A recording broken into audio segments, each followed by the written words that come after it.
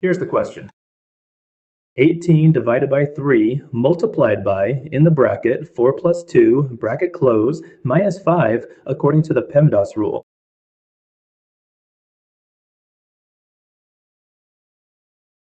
P for parentheses, E for exponents, M for multiplication, D for division.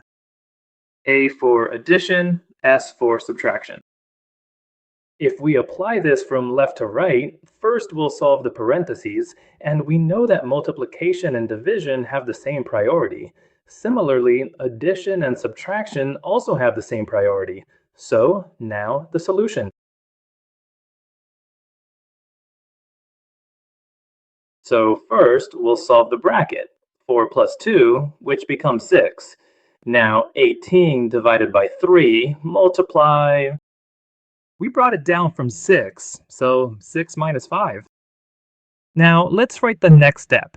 18 divided by 3, multiply 6 minus 5. Now we give priority to division and multiplication, and we'll check them from left to right.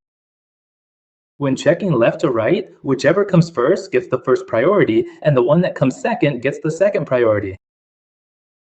18 divided by 3, multiplied by 6, and minus 5, this stays the same, minus 5.